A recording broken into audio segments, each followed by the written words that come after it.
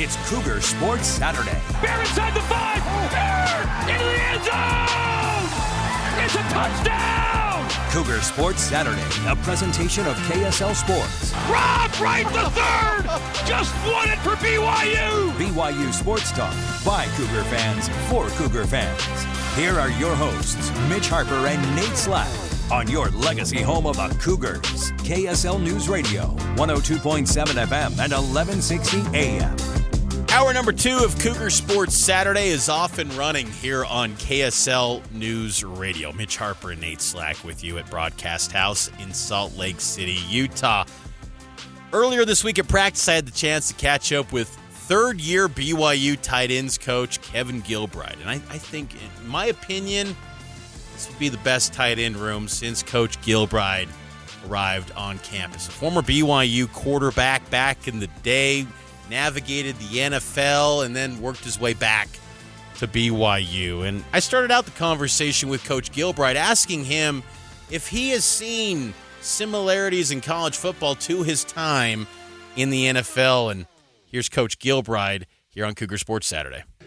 There's definitely some intersection as far as roster building and all that stuff, but what is a little bit different is in college, the coaches have a lot more influence on who the players are. In the NFL, for the most part, you have your influence, you write your reports, you do your research, but when push comes to shove, it's the general managers and the head coaches and ownership who makes the decisions on who's in your room. In college, we recruit them, so our position coaches have a lot more influence. As far as the football itself, there's definitely a lot of crossover. Football is football, in my opinion. But we, including our offense, you're seeing a lot more offenses that are adapting their ways to how the NFL is leading the charge. And what I mean by that is some 12 personnel, some 13 personnel to try to put some strain and stress on the defense as far as their play calls and how they're lining up the different things that you can do in those personnel groups. And I'm curious, with you coming from a football family, has your dad ever kind of weighed in on what you guys are doing here at BYU, or maybe come out here to practice or camp at all and see how BYU's doing things? He doesn't weigh in, but more, it's not like a criticism ever. Sure. It's more like a, hey, what were you guys trying to get done there? Or that was awesome how you guys attacked, the flat defender, or whatever the case may be. He's usually now more of an appreciator than he is an influencer or someone who's going to judge.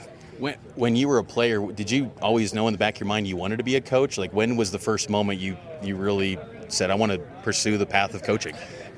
That's a funny question, because when I was young, I thought as soon as I'm done playing in the NFL, MLB, and NBA, I'll be a coach, because my dad was a coach. And then it got to the point where I was very unsure what I wanted to do.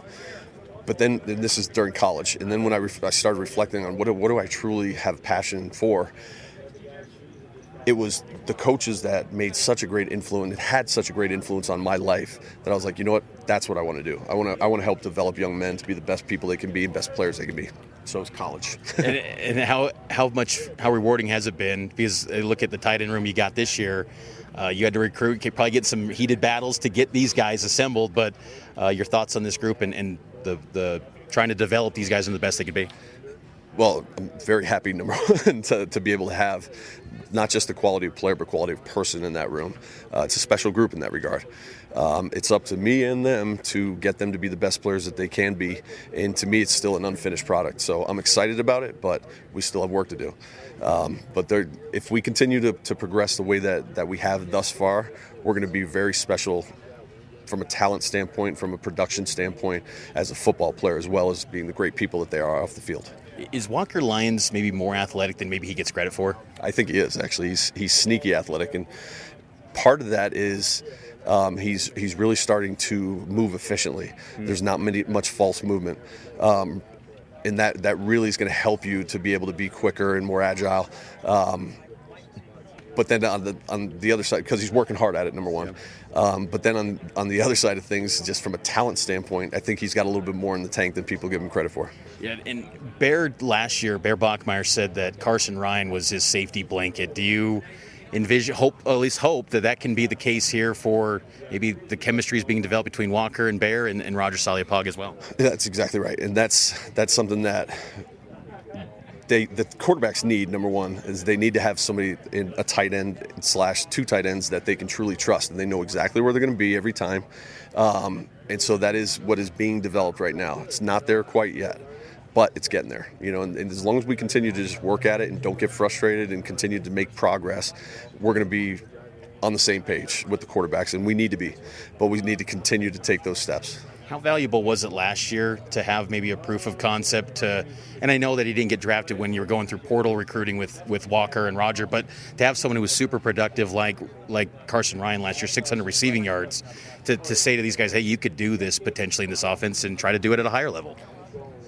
It's incredibly influential, but it wasn't necessarily me or Coach Tyson, my assistant tight end coach, or Coach Al selling it. It was them having conversations with Carson, and it wasn't just what we can do in this offense, but hey, how are these coaches? How is the culture of the team?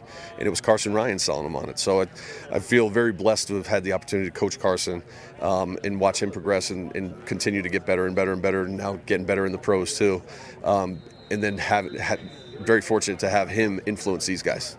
With Roger, with someone like him who, yes, he was a heralded recruit out of high school, but maybe just little production, I guess, at the college level, what do you do as an evaluator to forecast? Is it measurements? Is it how he fits maybe in a particular scheme? Like, what do you do when someone maybe has little film at the college level to project as a transfer? I think you evaluate the little film that they have, and that includes special teams film, includes all the different, anything you get your hands on. Then you evaluate how they were in high school, and then basically compare them to high school players right now that you would potentially be recruiting, and then get to know them as a kid. It's got to be, especially at BYU, it has to be the right fit as far as a person's concerned. In our room, I need to have guys that want to be pushed, that want to be the best player they can be, and that will just take steps, follow their process every single day, and that's what we found in Roger. So it wasn't that hard to get the true evaluation, because once you get to know the kid, like, he's a special kid. Yeah, talking with him, he takes pride too in the fact that he feels like he's evolving as a blocker. Do you see that showing up from him, and maybe other areas that you feel like he's evolving in camp? He's certainly evolving and getting better as a blocker, but I felt like he was a decent blocker in college and at Oregon. But he's getting better, and where we're working on with him is finishing. And that's, to me, that's going to be a huge factor, a huge contributor in the results of our run game, because it's not always going to be block perfect. But if we finish and we can stay engaged with these defenders, Bear Bachmeier, Sione Moa, and LJ Martin will run through arm tackles, and that makes huge production. Rather than being a 4 to 5 yard gain, it becomes a 12 to 15 yard gain. Yeah, I wanted to ask you about a few other guys here with Coach Gilbride. Noah Moeaki, I think people forget, like, he was the guy that, he had a touchdown grab early in the season last year and can be a factor, and he's been a veteran in this program.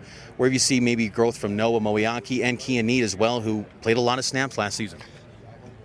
Kean, it's definitely his knowledge of the offense, and that just doesn't mean the X's and O's of it. It's how to execute your job based on play and based on rule. For Noah, he continues to just become a master of the craft of knowing how to execute a job, and he's just getting better and better in that area.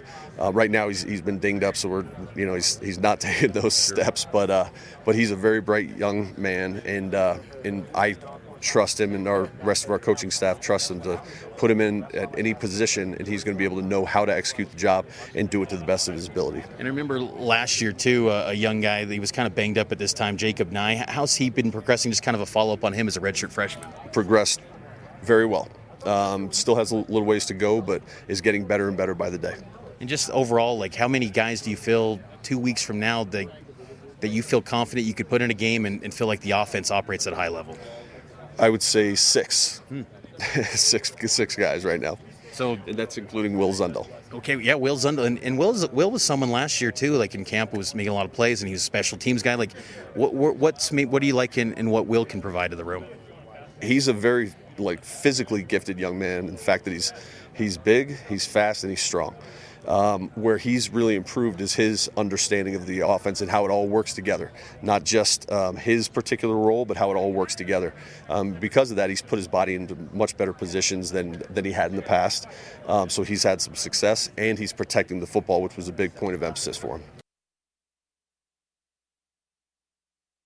And that's BYU tight end coach Kevin Gilbride here on Cougar Sports Saturday. Taking a break. Got a little bit of breaking news. Some upgrades to LaVell Edwards Stadium. We'll hit on that next.